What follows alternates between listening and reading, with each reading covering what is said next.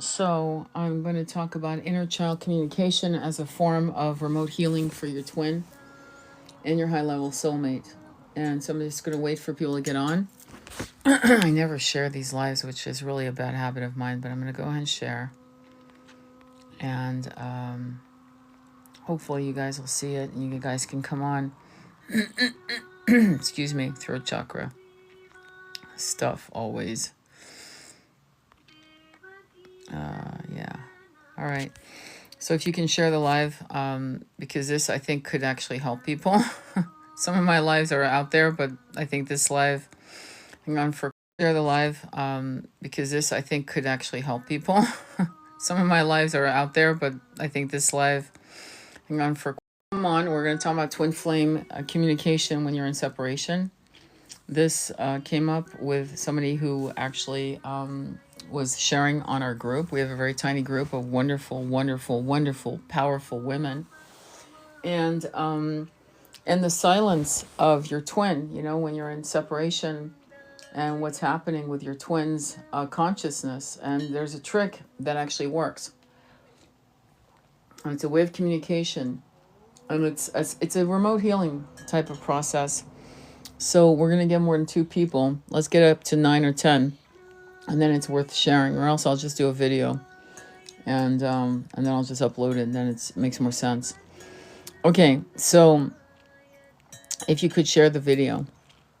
Any questions so far on twin flame separation and the cause of that? Does anybody have a question as to why it's happening? Do you guys know why you're in separation with your twin? If you guys are in a twin flame journey, do you know why you're in separation? Hi, Jennifer. How are you?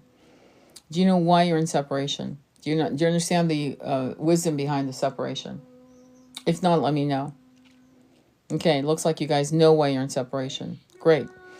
All right, so let's move on.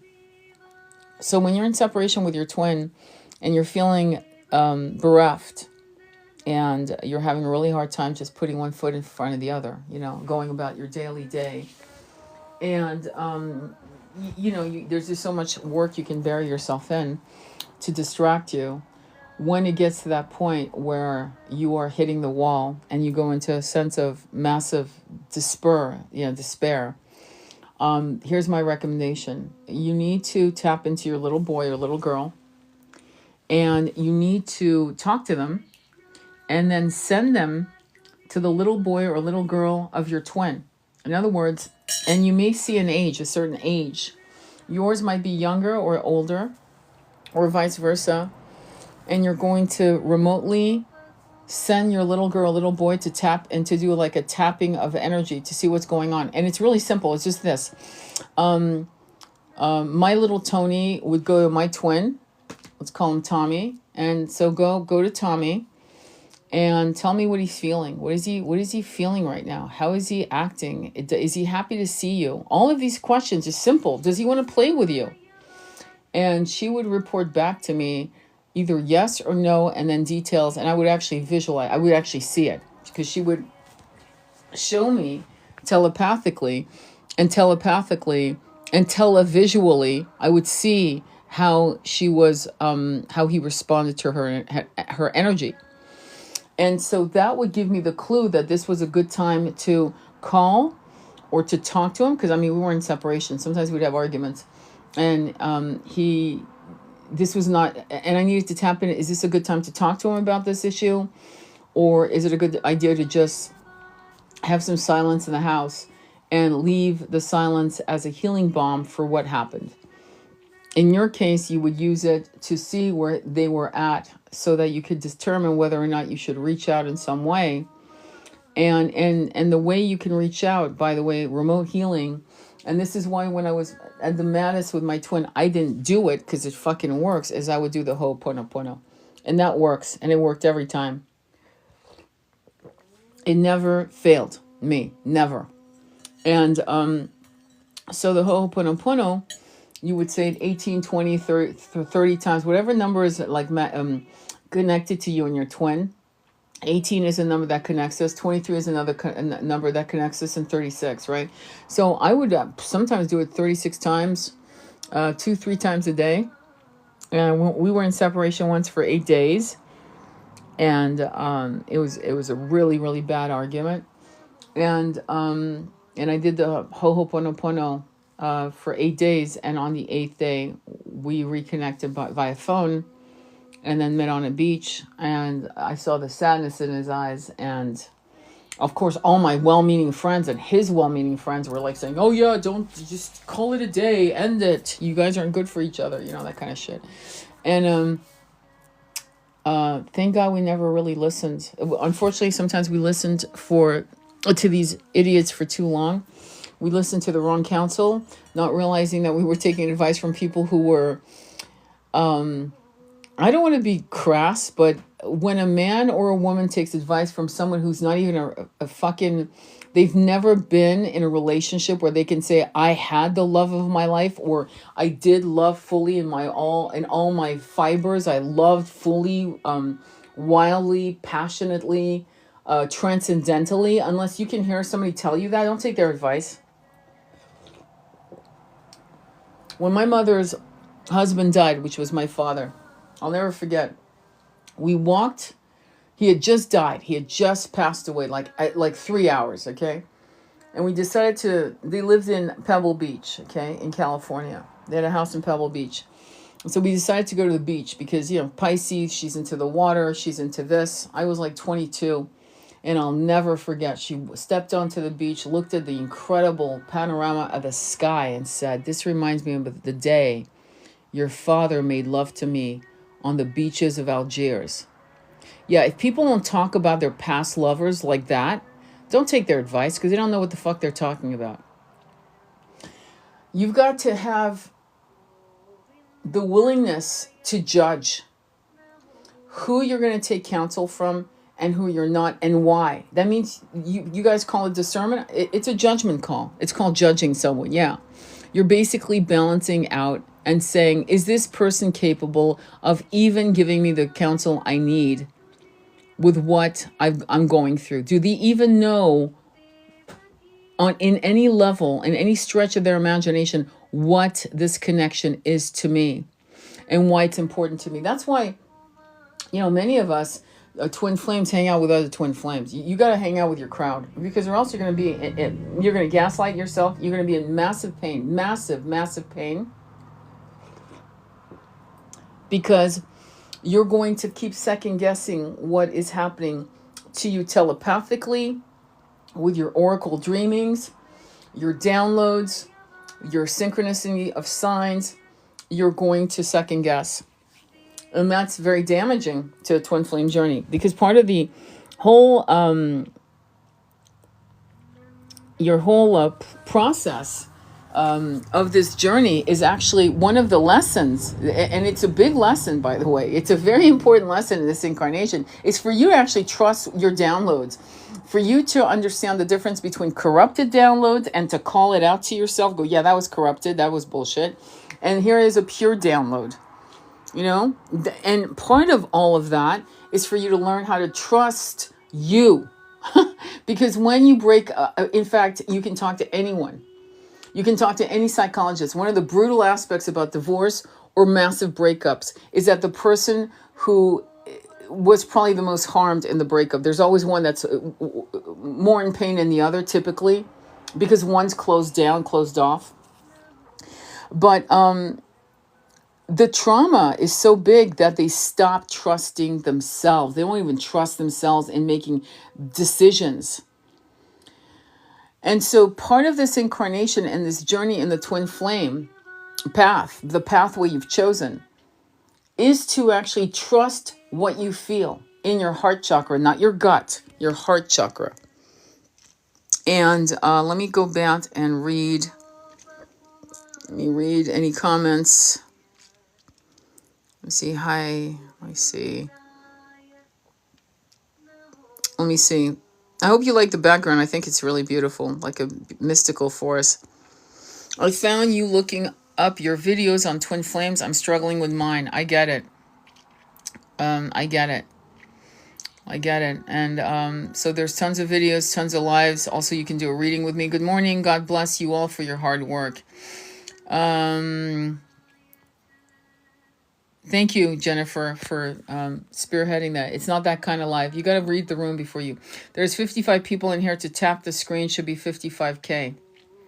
I don't know how that works, but whatever. Tap the screen. I really don't make money off TikTok. Just I don't know if you guys know that.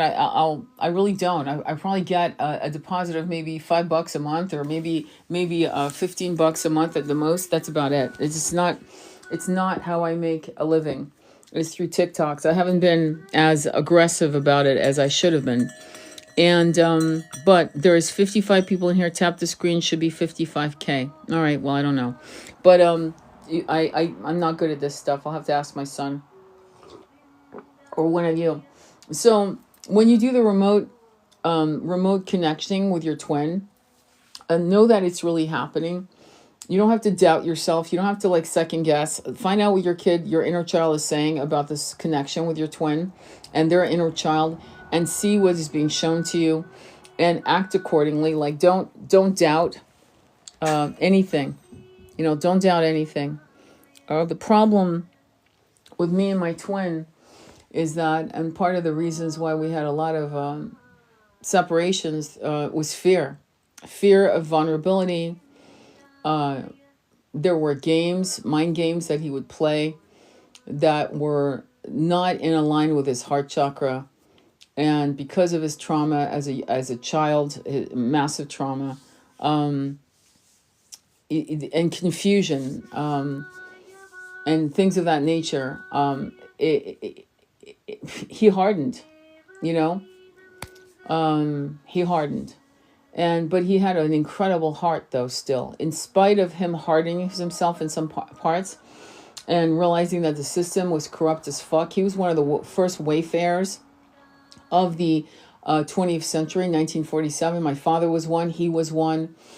He was born in a family that was very, very, mid-America, well-to-do, this and that, massive influences, things of that nature. But he came out of that situation, born at a perfect time when the hippie revolution happened, Vietnam War, this and that. And he never stopped rebelling against what was wrong. He saw the system was corrupt. It's always been corrupt, except, can you imagine being around? It must have been a twilight show for him to be trapped in a world where everyone felt like everything was fine, but he saw that it wasn't fine. It was corrupt, and it was toxic, and it was cancerous. So if I could connect with a soul like that, which is my twin, and send my little girl to a soul, I just kind of gave you the setup of the personality, right? This very strong, alpha male, patriarchal, yet hippie, Zen-like guru, gangster guru type of energy. If I could successfully do it multiple times throughout my years with him, you can definitely do it too. Okay? Because this would have been a very complex shield, a force shield, if you will, to protect. But you got to realize, when it's your twin, there are no shields. The shields are down. Their shields are permanently down, because at the end of the day, their true essence is connected to your true essence, and they cannot, you're their kryptonite. You are their kryptonite, and they are yours. So you can connect to them remotely, communicate with them.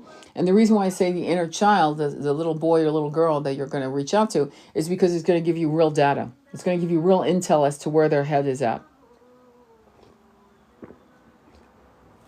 Pay attention to the body language you see when you have your little kid go up to their little kid.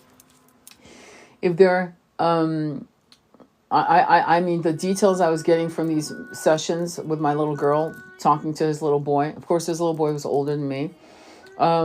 Stern faces, frowny faces, shooing her away, or playing with her, holding her hand, laughing. I mean, I was getting real, and it was right on the mark. I'm not joking. It was right on the fucking mark. I couldn't. And no one taught me to do that. It was just an instinct. I thought, well, if my inner child is a part of me that needs healing and nurturing and talking to and loving and caring for and so forth, and I'm having, like active communication with this little girl within me, then why can't I actively communicate with his little boy? Why can't I? And sure enough, it worked. So, any questions on that process?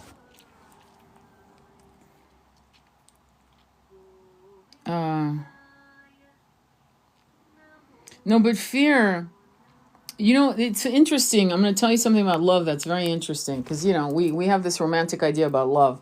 But love was invented by the French troubadours, romantic love, chivalry, all that. The French troubadours, I believe in, I think it was the 12th or 13th century. Okay. So the concept of love was really something that no human could allow. Okay. Because you couldn't love. You didn't have the bandwidth to love because we were all surviving. We were all doing this is after the apocalypse of Atlantis falling. Okay, let me clarify that for a minute. So for 12,000 years, we were as a society, as a people, as tribe members, we could not love. We could lust. And the lusting came from some biological needs of having the tallest man. I'm going to talk in brass tacks as a woman, okay? We needed the tallest man, the most powerful man, the most dangerous man, the man who would protect us and our children, right? And as a man, you needed a woman with wide hips who could bear you children, many children, because many would not survive. So this whole concept of romantic love, the soul love, all of that trickled down through the troubadours. And eventually people realized that what they were feeling for another human being was beyond lust or desire or a power, and it's interesting because when you look at even like Cleopatra, let's use Cleopatra, it's a perfect example. The first person she connected with for power was Caesar, right? And clearly, I don't think she loved him. I've read pretty much every book you can imagine on Cleopatra. There's no way she loved him. I think she admired him, she respected his strength, and she needed him. But with Mark Antony, that was a soulmate twin flame connection. You could call it a twin flame if you want to. I'm not quite sure on that. I haven't meditated on that, but I definitely, let's say, a high level soulmate. And that was love, and I think it took them both by surprise because it was not convenient. You see, you have to understand these people were raised to connect intimacy, and I'm going to use the word intimacy because it was really sex. It was really breeding and sex and breeding and sex. That was it. And so this concept of love is something that is going to frighten us because in all these incarnations, we were told not to love. That love God, love the church, love this, love, but never to love a man or a woman, okay? And that this showed a lack of discipline. I'm going to tell you how bad this was. Like about 200 years ago, 150 years ago, there was a pediatrician, doctors for kids, who was telling people in Europe, all of Europe, do not hug your children. Just a good handshake is enough. Don't spoil your children with love. It fucked up generations of Europeans, my family being one of them. Hugging was a no-no. Saying I loved you to your child was a fucking no-no. It was considered medically not a good idea. But these kinds of people influence complete generations of families into massive mental, emotional fuckery. So, and not to mention the other abuses that they were going to. So when you say, I too am afraid of love, well, no shit. It's been hardwired into our system for 12,000 years. And love was as a luxury as much as being a poet or philosopher. Like you were busy getting up when the sun rose to plant your crops if you were lucky to have land or to do whatever the hell you were doing, marching as a soldier, selling your body to men, whatever the fuck you were doing. You were in survival mode on levels people still can't wrap their head around today. You'll watch movies, you still can't really, unless you're having a past life memory as you're watching a movie set in the ancient world or set in a particular timeline, then your heart starts beating or your body starts feeling, you're feeling nauseous because you're reliving trauma. And so this concept of being a poet or being a philosopher, which, by the way, only the elite could do. You had to have time to do that. You had to have time to ruminate and think and philosophize and meditate. All that takes time. And most people didn't have that time. So imagine love. Yeah, love was a luxury, very few. And if you were an elite, love was off the table. Let me look at all the Shakespeare tales from Romeo and Juliet, all of these things that were put in front of you not to marry or not to be with the person that you wanted to be. So yeah, when a person says, I'm afraid of love, I'm afraid of being in love, I'm afraid of being completely vulnerable to this person because this person's not loving me back or leaving me for someone else, or something, could completely destroy me, hence the dark night of the soul that every twin flame goes through after separation. I remember my twin once looking down at me, and I was putting my hands on either side of his face after a massive fight, and I was telling him, I love you, I love you. And he was saying, I don't want to love you. I don't want to love you. And he was crying. He was tears going down. He was just, I don't want to love you. Because it was too painful to love. Because when you love someone and you still have trauma and you've been brainwashed by the system, society, the norms, all porno is normal. All porno is just normal. Or that, by the way, that wasn't his problem. Porno was definitely not his problem. But it was my husband's problem. And so I was just telling Andromeda Flame this morning, I was saying they have been coming after our root chakra every which way they could, meaning the 1% and other forces, because there is a spiritual battle going on as we speak, after our root chakra. Because when you fuck someone's root chakra, you've got them. You've got them for life, for that incarnation. You've got them. And if you can keep doing that incarnation after incarnation and making loving another person a fear-filled act, filled with second guessing, filled with, I'd rather be with someone. There are a lot of people who marry a person they like and they fall in love with. And then they say stupid shit like, I'm no longer in love with you. You mean you're no longer in lust with her or him. Because you see, when you love someone, it doesn't matter if they're in a wheelchair. You will still be in love and love that person. That's love. That other thing called I'm in love, and that's all you guys can hang on to or your friends can hang on to, that's lust. That we've repackaged as saying I'm in love with you. When you're in love with your twin and you love your twin, you are in lust for them as well. You adore every sound they make. You adore their smell. You adore their taste in your mouth. You adore all of these things.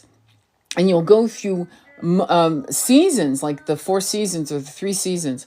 You'll go through these seasons of being of re-falling in love with your twin and falling out of love with your twin, but you always love your twin, meaning you get angry, you get triggered, you're in separation, you're trying to convince yourself you don't fucking need them. So clearly you're not going to be in love with them, right? You're going to be in another consciousness. But this in love thing with a twin flame that you always love, have always loved, will always love. It will never end, this love. Never, never, never. It is beautifully married with being in love with your twin. But there are people who will fall in love with a person and after 10 years fall out of love and it becomes a sibling love, right? Hopefully it becomes a sibling love, meaning you still give a shit about the woman or the man who gave you children, right? For example, and you still love them, but you don't see them as a beloved, as a lover. That is no longer there. That season has passed. It's over. And so people are more comfortable with that type of marriage.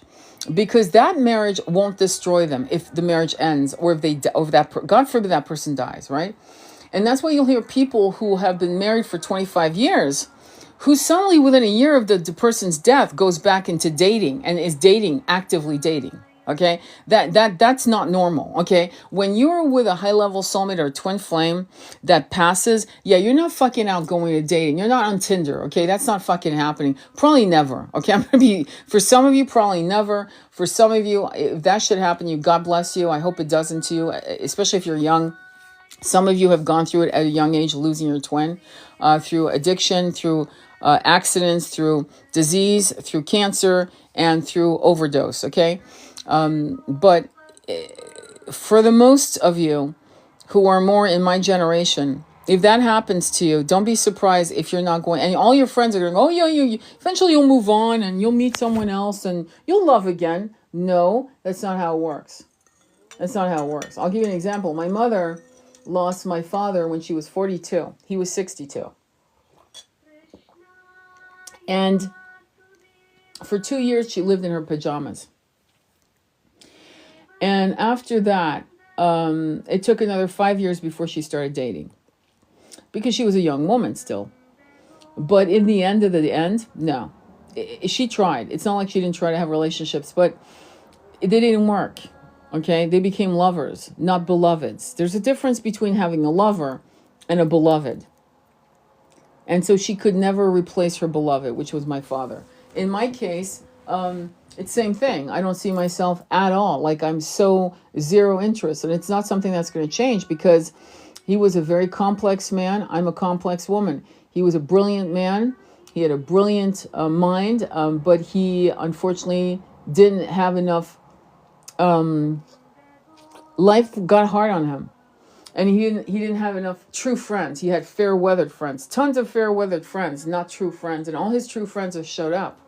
And it's beautiful, the stories I'm hearing from his true friends. But what I'm saying to you is that I don't need to continue, since he's transformed, to send my little girl to his little boy, because clearly that's transformed, right? He is fully a soul. He is in his purest light. And so now all I do is meditate, or I talk to him. Whenever I have a question, I just ask and I get an answer, and I get the answer that I know is real, because there's certain ways he would say things and certain words I would never use in a million years that he uses. And it confirms that this is the person, this is my twin talking to me from the ethers. So while your twin is alive, right? While your twin, yeah, that way of conversing and to the little boy, little girl is going to be very important, because it is the little boy, their inner little boy and little girl, that has harmed them to such a level. In other words, this inner child has been so harmed by society, maybe bullying, sexual trauma, whatever, right? Abuse of any kind. And that is probably the best way for you to communicate to your twin, through that channel. And that's not to say you're not going to communicate to your twin in other ways, but it's certainly, especially when you're in separation or you've had a major fight with your twin, this is a good way to tap into your twin to see what's going on with their inner little child. Like, and it's never failed me. It's never, ever failed me. Any comments or questions on that?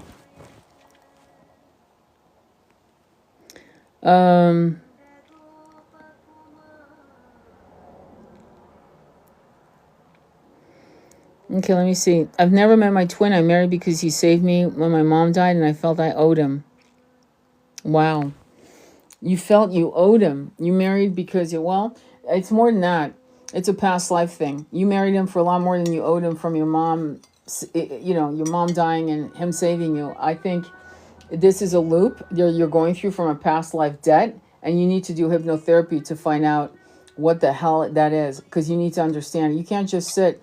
See, I don't agree that people should just settle with their fate in life. If something comes up and you're suddenly awakened and aware as to why you didn't act, like marrying someone because you thought you owed them, hypnotherapy is something you should be going after. Past life hypnotherapy. I've done it many times. Before I was even certified, I was having people go under hypnotherapy. Now I'm certified. But what I will say to you is, it's weird how the soul will show you if you let it.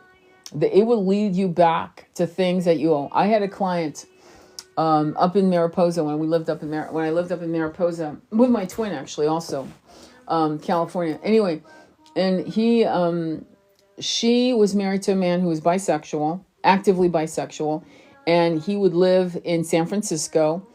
And for like 35 years of their marriage, he had a separate life with different lovers, men and women, in San Francisco. And then every other, like once every other weekend or once every third weekend, he'd drive up to be with his family, her and her boy. I think she had 2 sons with him. And and she was like 120, 30 pounds overweight. And this was not good for her because she was not getting the nectar, and she hadn't pleasured herself in, I don't know, dog years. Okay. So she was disconnected from her root chakra, and he was actively enjoying his weird, his idea that this was fair and this was okay. To me, that was weird. But anyway, I said to her, let's do a past life and find out what happened. And the past life showed that he had been her son, a little boy, and that she had to give him up because she couldn't afford to feed him, or something like that. It was that kind of scenario where she had to give up her little boy, which a lot of people did, especially in the workhouse, poorhouse. If you've ever read the book Les Miserables with Colette and Jean Valjean, you'll know that story. And that story's been replayed again and again and again. But anyway, so she gave up her little boy so that he could be taken care of and fed. And there was an abandonment scar in both of their vibration, so that in the next incarnation, when she felt like she needed to take care of him, so eventually he ended up getting sick, and he ended up moving back in the household, giving up San Francisco, his apartment, and living permanently. And she was now his caretaker, his nurse, if you will. And it was a karmic loop. That was the karmic loop, and she understood it. And yet could not remove herself from that loop. And again, self-worth. I moved out of Mariposa, so we stopped working together. And she's challenged financially, but she's an amazing soul, amazing woman. But harming herself for a past mistake. So one of the things that hypnotherapy does is it tells you why this is happening. And then your job is to, as a soul, as a spirit soul, say, well, that's not me anymore. I would have never made that choice. And I forgive myself, and I forgive others for putting me in this position where that was my only resource that I thought was to give him my son. And so forgiving yourself is a constant. So when you do the Ho'oponopono, do it for yourself as well. Okay, make sure that you keep doing Ho'oponopono to yourself like 18, 20, 30, 40, 50 times a day until you've neutralized your feelings. How would I ask about that? Sorry, I'm not sure what because I don't look up. I don't look down when I'm doing my talks, because it's more of like I don't know if you guys realize, when I do these lives, I channel. Okay, that's why I don't really pause. Okay, I get a lot of downloads, but I'm also sharing a lot of real life experiences. But like what they're telling me, what my guide's telling me to say to you is for you as a collective to understand how trauma, how soul contracts, how toxic loops continue on and on. And it's really important for you guys to seek out a good hypnotherapist. You can work with someone like me. You can work with someone locally but you make sure they know what the fuck they're talking about. Make sure that you feel comfortable with them and they are solid, okay? And they know, and they have a passion for past lives. Like they know how to lead you out into these other realms, and they know how to pull you out if it gets too crazy. But hypnotherapy is probably the most powerful healing agent that you can use to understand why you're connected with this person, or why you're repeating a pattern. Really, really beautiful process. Sorry, it was when you mentioned the child trauma of your TF. Hang on for a quick second. Let me see. Yes, so... Oh, how would you ask them about child trauma? No, you don't ask them. That's not what you do. You don't ask, especially men. You don't ask men, have you had sexual trauma as a child? You just don't do that. You have to feel it. It's just common sense. If a man's comfortable talking to you, he's going to tell you things that I hope you can connect the dots on. Because he'll tell you shit that you'll realize right off the bat, wait, hang on, he just told me something, and then you connect the dots. It's almost like you're putting, there's a puzzle, right? And you've thrown all the puzzle pieces on the floor, and you're doing the outer periphery of the puzzle. And then you start doing the middle, and then boom, you don't need to do the rest. You know exactly it's the Eiffel Tower, or it's a fish, or it's a Buddha, right? You know immediately what it is, right? You don't need to know all the details. In other words, you don't have to complete the puzzle.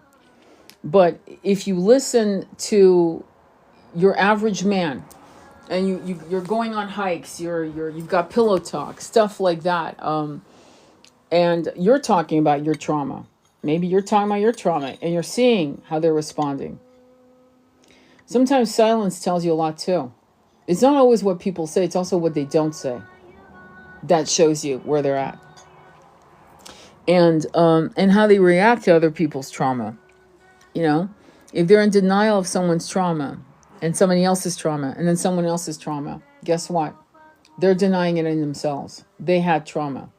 And so, and then eventually, with my twin in particular, connecting the dots, I remember one day it was almost like, and I'm not going to get into details because it's not cool, but I remember him almost being in an altered state of consciousness, talking out loud, though I was in the room sitting across from him, and him confessing to something that he was still in shock over when he was a 10-year-old boy. And I'm just going to say that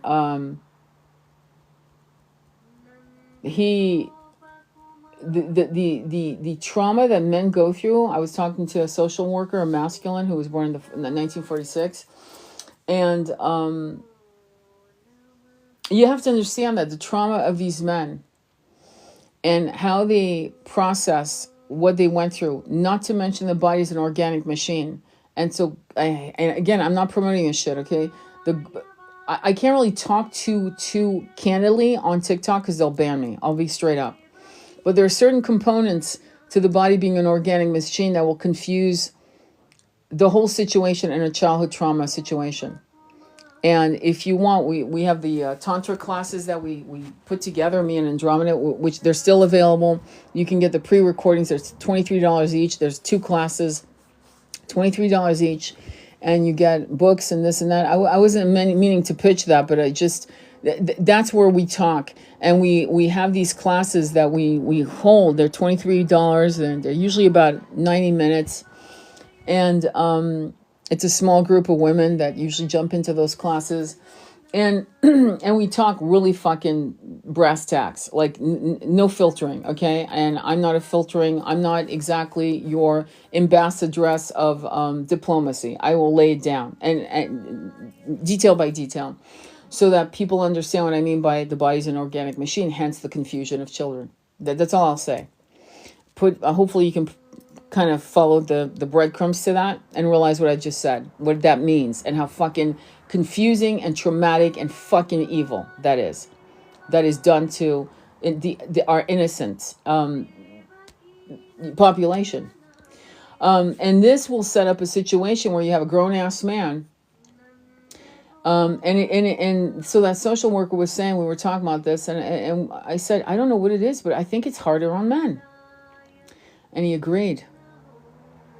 Because there's a lot of social stigma to shit with men. And again, there's an unfairness. And there is a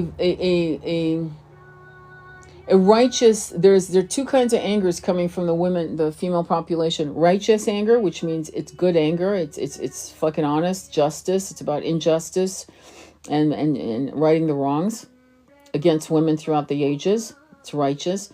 And then there's toxic anger of women. The toxic anger that flips on its back and that's filled with nonsensical rages based on nothing and creating dialogue that comes from nothing and will erupt into nothing. Just more anger. And righteous anger rights the wrongs and sets things up. You know what I mean? And righteous anger creates massive change. Malcolm X had righteous anger. Anais Nin had a sense of a righteous anger. She was an erotic poet. I'm thinking of other. The righteous anger is when I think of Archangel Michael, I think of righteous anger with his sword, right? And destroying evil. Kali has righteous anger. Righteous anger isn't blind anger.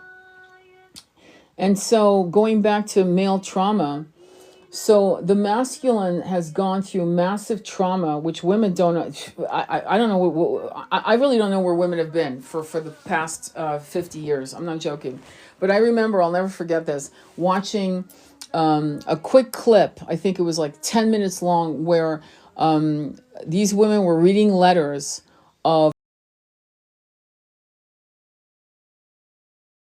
And they're crying and crying and crying. And then the director says, would you like to meet the person who wrote that letter about their experience? And they say yes. And guess who comes out of the fucking side door? A masculine, black, white, Asian, and and jaw dropped to the floor. I mean, because they were assuming that what they were reading was about a woman, her trauma, what she had gone through. No, what came out of that door was a man.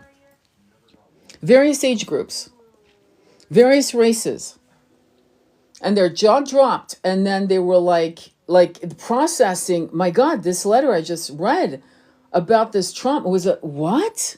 And then the hugging and the crying and but do you see what I'm saying?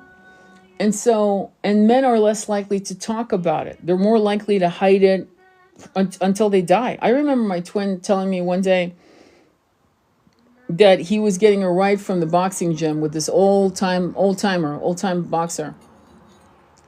And the guy must have been like 10, 15 years older than him. He was in his deep 80s at the time. And he said, I said, what, I don't understand. What took you so long? Did you go to this or that? Or did you? He said, no. We drove off somewhere else into the woods, and he wanted to talk to me. And he just started talking, and he was crying, and he was talking about what had happened to him when he was being abused. He needed to talk about it. And I just listened. So we really need to do better as a feminine community, okay?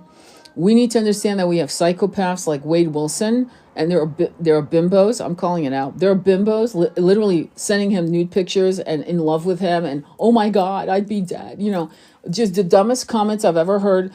Women who should know better, okay? Because he's 6'6" and he's swastikas on his face, but it's okay because he's a bad boy. That's not a bad boy. That's a psychopath, okay? My man was a bad boy. That's a psychopath. So, do you see, this is very confusing to the masculine watching this. And then, of course, you'll have a masculine who will ask a girl for her number, and the girl will say no, and he acts like an asshole. You know, he acts like a fool. My son will ask a woman for her number or whatever, and she'll say, oh, no, I'm married. Oh, my God, I'm so sorry. I didn't mean to offend you. Yeah, that's a polite response to a woman saying, I'm married, not FUBITCH, you led me on. You know, men need to know how to act with rejection, and women need to fucking get their heads together in terms of being healthy and realizing that you might be sitting across from your beloved, who's a twin, who may have gone through things he has never told a soul, and that he may have never even accepted that in himself. I remember meeting a young man. I was young too. I was like, I think I was 29 and I think he was 29. Yeah, we were both like about to hit 30. And we were working at this job together. And he told me about a book called When Rabbits Howl. When Rabbits Howl. Incredible book. And sad as fuck though. Okay, prepare yourself. But I remember him telling me about his experiences. He was very open about it. And he said, and I said, you know, I feel like I'm coming up with my experiences of being, you know, abused. And he said, you know, what I find interesting with the human mind is that it will lock it down for like the first, like you might not remember in your teenage years, probably not even in your 20s, but towards as you go into your late 20s, early 30s, that's when the can of worms starts opening up. Like the universe is saying it's time for you to process this and release it. And so what I did, I'll never forget, I was like 31. At that point, it was 2 years later after reading this book. I find a hypnotherapist I totally adore. I meet her, but I don't have the money. But so I raise the money. And I want to go in for past life. And that's not what we do. We go back into this incarnation to see what happened. And yeah, it's not easy to get confirmation of what you already knew in your body. You viscerally knew that this had happened. And it took me years to process that. It's not easy. So I can only imagine, and look at how verbal I am. And I'm a writer, and I'm a poet, I'm an artist. So I've always all kinds of ways to express myself, right? Imagine a man. What do they do with that? How do they do that? How do they process that? How do they move on with their lives? And so, and I've met young men who weren't able to ever process that. They were not. And so you'll have a man in his 30s, late 30s, early 40s, 50s, who will literally not want to go there because he is so busy surviving that he knows that if he opens that door, he may not get off the floor. So the concept of self-worth, of being worthy of love, the unconditional love that a twin flame gives to another twin flame, that kind of worthiness becomes something that they're not willing to allow because there's massive shame from the stains of these experiences, and there's massive self-loathing probably hidden under, it could be a buoyant, positive, brash type of character that they've developed over the years. Not because first they want to be positive, but also because they want to protect themselves, and because you don't want to just be in a place of despair 24/7 for the rest of your incarnation, right? If you're a go-getter and a doer and this and that, you're going to want to be someone who inspires yourself and others. And so under that veneer of a personality filled with charisma and this and that and the other, there lies the reason why you're in separation for many of you. Does that make sense? Thank you for the gift. Yeah, thank you, Susie, for the gift. That's very... Thank you. Loa Biat Suchi. So Rupert, thank you for the rose. So does that make sense? You guys have any questions on that? Thank you very much. I appreciate it, Rupert. So the other concept that's very interesting in sexuality and twin flames is that sexuality is very much a part. It actually grabbed your attention. You desired each other, right? There was massive attraction.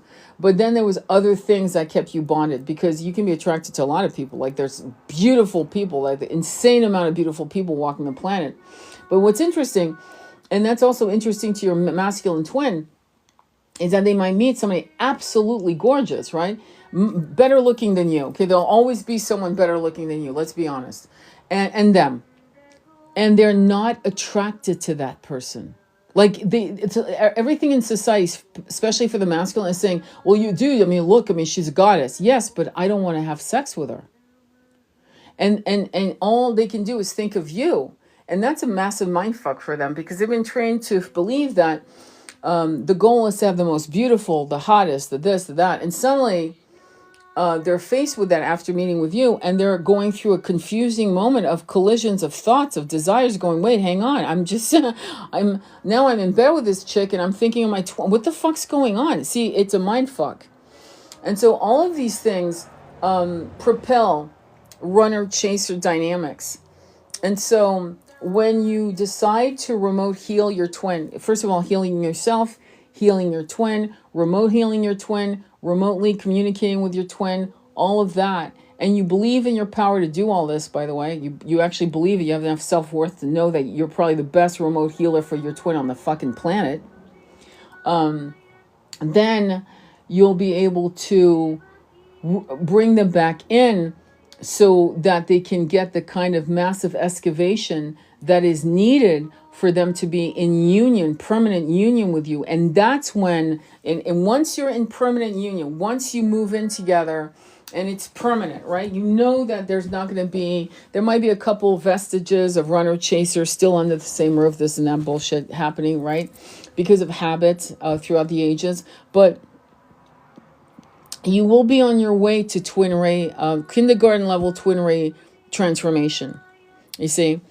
And so when people say, I've decided not to be on the journey of the twin flame, I'm not going to laugh because I've been there. I didn't actually say that because I didn't know he was my twin until 2014. He knew we were soulmates in 2008. He told me, we are soulmates and we need to be together. So, but the word twin and what the word twin actually means in all of its synchronicities and magic. And somebody yesterday on my live was asking me about gematria. Gematria, and it was a good question. Gematria I'm not impressed by that. I'm more impressed with Kabbalah numerology, which is what I do when I do a twin flame reading. And that impresses the shit out of me. And if you can afford to do a thorough numerology would be not just the DOB, but also your name, your maiden name, your first name, then their name. And when I did it with my twin, I saw numbers that were completely mirroring and reflecting each other. When he passed away, the numbers that were very meaningful to us kept coming up, and I was getting the like 144 started happening about 6 months ago at levels you wouldn't believe. 144, 441. I mean, just fucking insane shit. Insane. I can't even tell you how insane. And that is when I knew we were graduating to another level of consciousness. But also, his number, my numbers are reflective of each other in many aspects, and also things outside of us, our environment, with numbers that are reflected. Again, you might call it serendipitous, but it's not. It's the universe saying, before you were born, we gave you all the signs that you would see eventually when you woke up out of the being covered over in 3D. You would start seeing those numbers, you would see those signs. And it was my twin. I'd been doing numerology since 1994, but it was my twin in 2008 that taught me about 9, the magic of the number 9. And what it meant. Because we would have like long conversations. They went on for 6 hours. Every time we were on the phone, it was 6-hour calls. So, and we would talk about all kinds of things, esoteric, mostly esoteric things, because he was fascinated by all things that were of other worlds and other realities. And yet he was very much connected to his body and as a force of power. And so all of... But what was always a reverberation for both of us underneath the feet of our walking together and apart was the early traumas that we endured as children. And that would give any human being a lack of self-worth and a reverberating shame that you could never put your finger on. And that's why hypnotherapy, going back, excavating is so important. And the soul will take you where you need to go. Like you might sit back and go, I want to do X, Y, and Z. And the soul will say, yeah, well, we're not going there today. We're going here. And you have to trust where the soul is taking you, because in some cases, the soul may say you're not ready for this. So we're not taking you there, but we'll take you here. And eventually when you're ready, that's why, for me, I was doing hypnotherapy with my hypnotherapist to heal. And I would go to her constantly to get this done, that done, this done, that done, this handled, this seen, this purged, this understood, this let go. One of the things that happened to me, I'll never forget, in 2008, right before, actually 2007, was I met a man who you would have thought was a twin flame, and I knew it wasn't. I knew it was something else. And and I've talked about it in many, many lives, but a lot of you and you, so I'm going to say it. And the world would stop and we'd stare into each other's eyes and the world would end. And I was married, by the way. My marriage was collapsing, but being the kind of woman I am, I was like, there's something here that I don't like, that's not normal. Like, there's something more to this than what I'm seeing. So I went to my hypnotherapist. I had 4 past lives, 2 as a masculine, 2 as a feminine. And out of those 4 past lives, 3, all of them ended in death, of course. And I mean early death, young death. 3 of them were suicides. So right off the bat, I went, I got to end this. This is a karmic loop. This is a lesson. I can't be with this. Like, I can't even. So thank God we were never lovers. And when I said to him goodbye, it was great, have a good life, all of that, the universe removed him from my environment, meaning my neighborhood, where I didn't have to see him anymore. And the massive relief was real. And I realized I just broken a karmic loop with this individual, and I would never have to revisit it. Had he become my lover, I would have been back in a karmic loop. Within literally weeks of breaking that chain, I looped from 2007 to 2008 and came into union with my twin. That was the first connection. Because this karmic loop had to be, handled. So sometimes your twin is in separation and is in union with someone, right? I won't say union, that's the wrong word. They're living, shacking up with someone or effing around with them. And they're not getting that if it's not working with this, but there's a past life debt that they need to look at. They need to look at why they're with this person who clearly is not making them happy. They clearly prefer you, right? But they won't leave. And so I would counsel a twin to tell that twin, go into hypnotherapy to see what past life you had with this person, to see what the fuck this is about. Does that make sense? And then you get your answers. And then what happens is you get released. Will karmic connections be in your birth charts? Yes, but not in the birth chart the way you see it. In the birth chart, So does that make sense?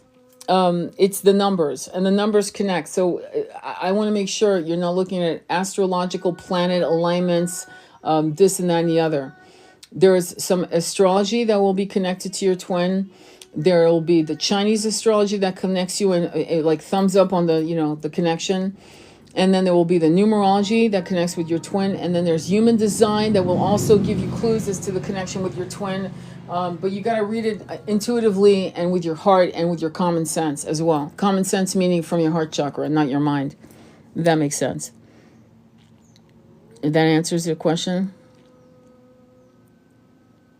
So are our numbers, signs all the same? He's running because he's blocking his child essay. I don't know. I don't know, Linda. I can't answer your question. I don't know what his story is. You know what I mean? It's not everyone's story, but sadly, it seems to be a lot of people's stories. That's the fuckery of it. It's really sad. That movie that came out that everyone was like, oh my God, child trafficking and all that. Everyone was excited and on it. And now it's like a bleep in the screen. It's like, it's not a fad, this shit. This shit happens in people's homes. And I'm going to be very blunt with you guys. We had this issue with childhood trauma with priests, okay, in the Catholic Church. Let's not play like we don't know what happened, okay? A lot of them had to pay out, I think probably a good $1 billion to pay out to a lot of, mostly, I'm going to say men, okay, young boys that were abused. And Ireland has a history of that kind of fuckery that's just mind-boggling. Just, again, the churches, these people. But some of these traumas, because again, we've been dealing with a lot of these weird things for like 2,000-3,000 years. So some of these traumas are generational, not just lineage, also psychic, soul, samskara. Now, in other words, you might have been an altar boy when you were in the 14th century, and this happened to you. And then you were a village girl, and the Mongols came over, and some bad happened to you, and then you were unalivened, right? So you got to realize that a lot of the root chakra trauma goes back not just this incarnation, but it goes back to other incarnations that you have to like revisit, or sometimes the soul will actually purge a lot of this stuff by you just doing the work. In other words, you're hanging on to these samskaras, right? aka impressions from all these other lives where there was a lot of that abuse going on. Now you know that, right? I hope if you fucking know anything about at least the last 2,000 years of human history, you know that. So with that said, when you go into hypnotherapy, you're able to recapitulate some of these things and see. Like I had a woman who, nothing to do with this, by the way, totally off topic. I'm about to, and you'll get used to how I talk as you get to know me. But she had a problem with men, and all the men that she attracted were fucked her over. I'm not joking. Husband, this, that, lovers, it didn't matter. So we ended up in a past life where she's a little 12-year-old girl, and it appears she's 12. Somewhere in, I think, Scotland or England, the UK. And her father's, it must be a fisherman because he's gone for a long time. Her mother treats her kind of like shit, but she's got a good life, you know, and she adores her father. And she's like setting up all this stuff because she's so excited he's coming. And I had to surmise that he was a fisherman or something. He was a working man, a blue-collar worker. So it's the 1800s.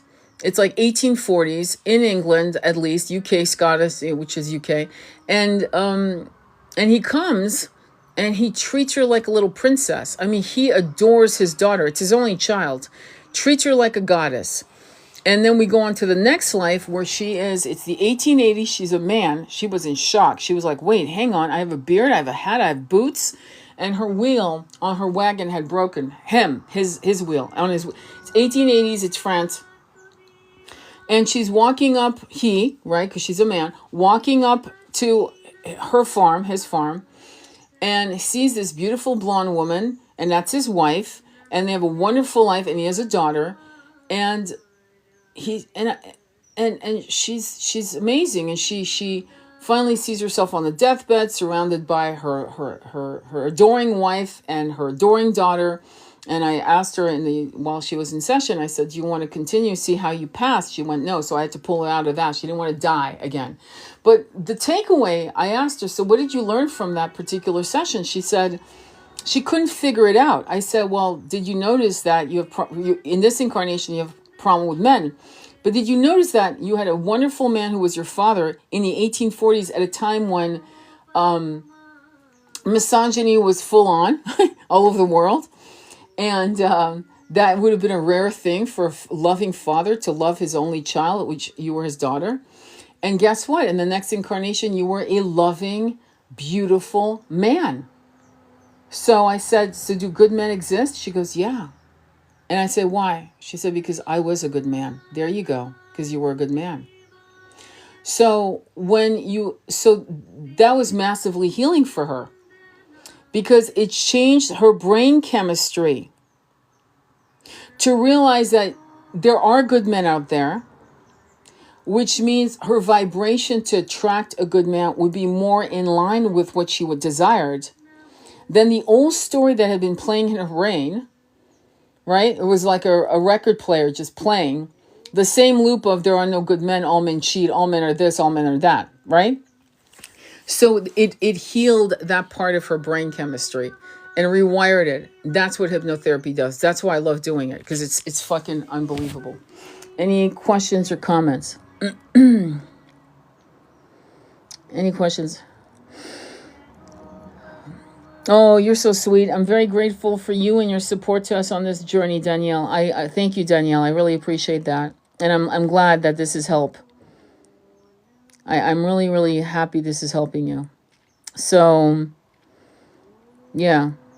Any other questions or comments? Because I'm going to wrap it up. But I wanted to thank you very much. You've got 24 people. And here, which is 6. 24 is love, money, and power. And 24 is the number of 6. 6 is Venus. 6 is 6D. It's interesting because that's what my twin, before he died, I was fortunate to be shown where we would incarnate next in what they call a heavenly planet. Because I don't know if you know that in the Vedas, written 7,000 to 10,000 years ago. It depends on who you talk to. They'll tell you. But anyway, the oldest writings on the planet that we have in our vaults. Let's put it that way.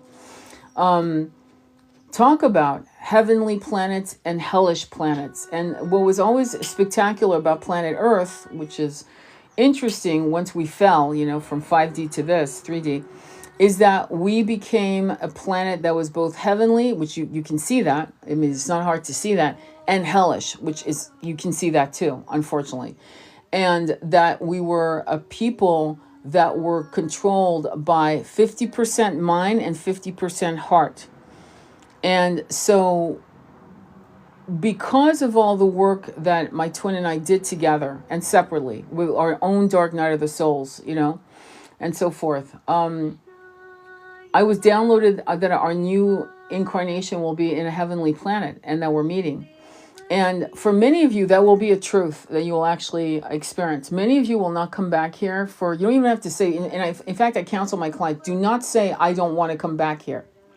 Okay? What you resist persists. Love this planet. Love Pachamama. Love Bhumi, Gaia. Love Mother Earth. She's never been the problem. The assholes running this planet have been the problem. The 1% are the ones who have made our life miserable so that we weren't able to ascend sooner than this.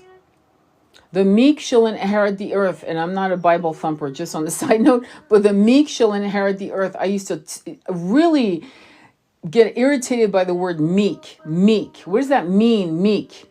And I finally realized it doesn't mean what I thought. It doesn't mean weak.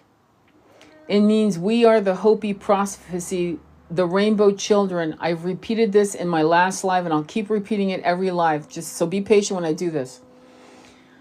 We are the wayfarers of peace and abundance, and we will no longer give consent to the infrastructure that is keeping our twins bereft, that has created systems that ripped and stole our root chakra from us. Do you understand what I'm saying? What I'm implying here?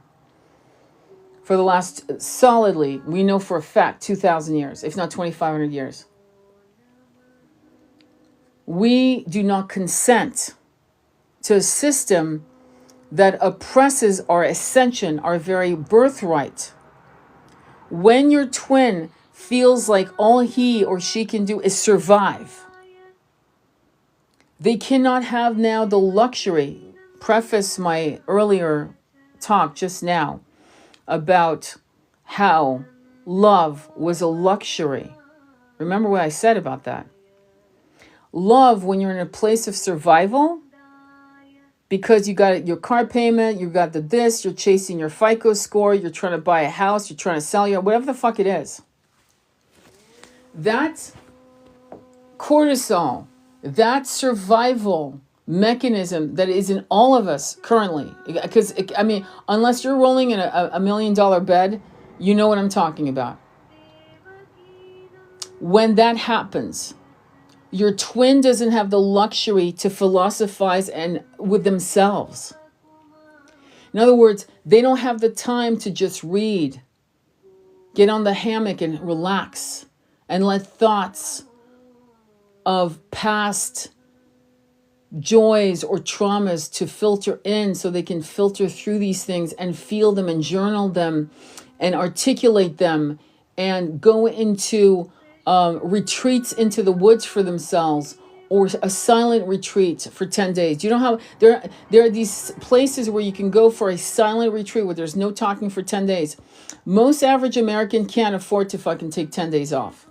They can't. Okay? So that means that is off limits to them. They're not going to be able to access these incredible ways of healing the self. Survival is the problem. And the 1% have done that to us that's why we have stories like Robin Hood and, Gladiator, the movie, and we're all, oh my God, cheering, yes, clapping, but it goes on and on and on.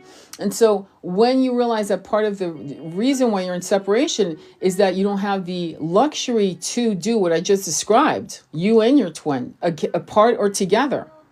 Like I did some of this shit, but I was poor as poor. In other words, I gave up the money, the job, the this, the that, to do it because my healing was more important than to worry about bills. But to be fair, I didn't have anyone relying on me, right? At the time, I was in separation with my twin. My twin was doing his thing. I was doing my thing. And my thing was to say, how do I fucking heal this shit? Because I'm not happy being who I am. Like, this is not going to work. Like, I don't like what I'm feeling in my body about who I am as a human being. So I gave up the money, the this, the that to get it done. And I'm not saying that everyone should do it. Don't get, that's not my point. My point is, why is it that we're in a system where you can't do it, where we're not getting a fair break, right? Where people making $50,000 to $72,000 are considered lower middle class, where that's not enough money to do these things, where you're not given the opportunity. So that impedes in the progress of ascension. So what is going on politically is impacting your ascension and your ability to be in union with your twin. That's my message. That's been my message. I've been seeing it. And the insidiousness of it. Like, for example, and again, this is not I'm not a victim, but what I will say to you is that when my husband died, we were separated. My ex-husband died. I love him like my brother, okay? I could not grieve. I had to keep working. When my mother died, I could not grieve. I had to keep working. When I took care of my twin, I took care of my mom, but it was a little different. It was not as complex as it was for him. He had complex needs. I could not work, really, and there was no financial support by anyone. Still,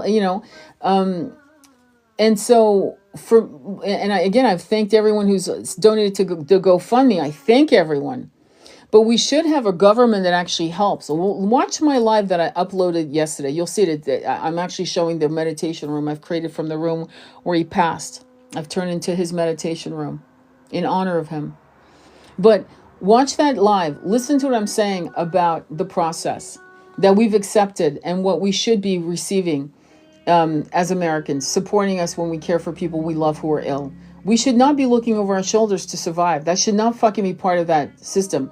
And when you have a system that does that, of course you will say, I never want to reincarnate here again. I hate living on planet Earth. Of course you would say that. But remember, planet Earth was never the problem. It was the people who ran it.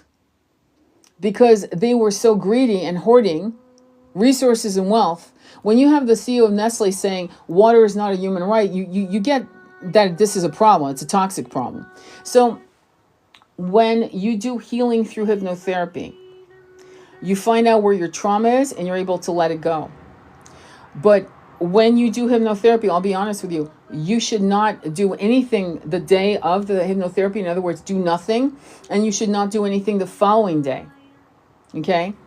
Because you need to let all of that process. You need to all of this stuff to bubble up because you'll still get downloads like 24 hours later. And for people who can't afford to take a day off to heal themselves after, say, to me, that's a problem in our society. When somebody passes, you should be able to take at least 2 weeks off, at minimum. But it's not allowed. You get 3 days of grief if you're lucky, and they pay you for that. That's not okay. Again, when survival is your baseline, your nervous system is going to be in a place of chaos, and it will not be able to heal past life traumas and traumas of this life with any sort of permanency. Does that make sense what I'm saying? So it's all connected. Does that make sense? Every single thing is connected to every single thing. Does that make sense? And that's what you need to understand. Okay? So I'm going to leave you. If you have any questions or comments, leave them now. 9.5, 9.6. I love it. Any comments? Thank you for all the love. I really. Thank you, Polly. It's always good to see you. Thank you, Jennifer. Can you do hypnotherapy from a distance? Anita, I do hypnotherapy all over the world on Zoom. We all do it. So like my son has, he does EMDR remotely with his therapist. In other words, my thing now is find a good hypnotherapist. I don't care if they're in France, Hong Kong, whatever. Just find someone you connect with. If you want to work with me, I do Zoom. If you want to connect with someone, just find someone you adore who you feel gets you. And I've been very successful with my Zoom hypnotherapy. I've done it face to face, and to be honest with you, the Zoom seems to be better. And I think it's because there's a lot less distractions on both sides. When I've done it face to face, they're too distracted by the environment. You know what I mean? So Zoom seems to be the way. So that's how I've been doing it, and it's been very successful. I'm very happy with how it's turned out. I love listening to you. You're so sweet.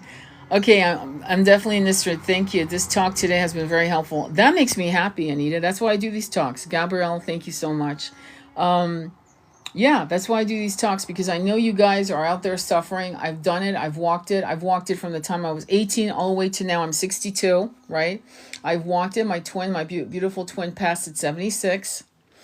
In twin flames, there's often race difference, age difference, religious difference, background differences, or similarities that are weird. They're like a little too weird to... He was blunt of speech as I am. The more I think about it, the more I realize why I was his beloved, why I'm his eternal consort, because I am him and he is me, in the way we express and our love for words. We adore words. He if you go on my Linktree, you'll see my GoFundMe, and if you click on the link, it's a video of him speaking a poem about death by Tagore, an Indian, a famous, beloved Hindu poet. Go check it out. It is so beautiful. And what I loved about it, he loved my poetry, adored it, but he loved words, and he would recite Sanskrit and then translate it into English without a pause. Like, I have another video of him doing that. And I'm so glad I videotaped him on some of these things. I never deleted them. You know, I deleted a lot of pictures when we broke up, and I regret it. But then again, he is no longer that man in those pictures, and I have to understand that. But the nectar of his voice soothes me, and I hear his voice, and I hear him speaking. I mean, he's talking to me. He'll tell me this. He'll tell me that. He's been having me running up that hill that I knew he would have had me run up, every day. And he's got me running up that hill like he's... So I'm running up that hill, and it feels like he's running with me. And when I fall into my heart, when I step into my heart chakra, I am at peace, and I know he's happy. When I allow myself to have the human experience, that's when it's hard.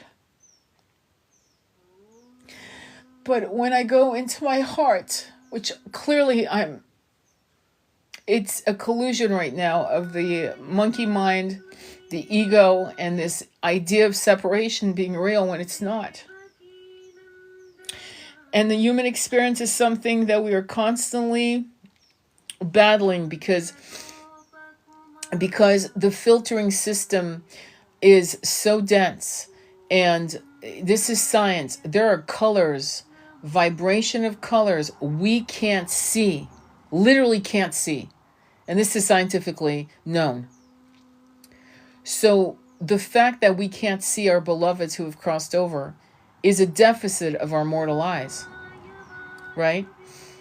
But they're there. And so that's what I'm here to share with you, that you're going to have the human experience, and the human experience of pain of separation, which is temporary and illusion. And if you could just trust the unseen and realize that you are divinely guided by your twin on the other side, if that's your story, or if that's going to be your story. At some point it will be. Hopefully, I don't know. The strongest one usually survives. The strongest one stays behind. And sometimes when they're really blessed, they pass within hours of each other, And so when you go through this separation, that's a physical separation from your twin, right? You guys are separated, you're not talking, whatever. You guys see it for what it is, an illusion. And then the universe is asking you to look at your shit.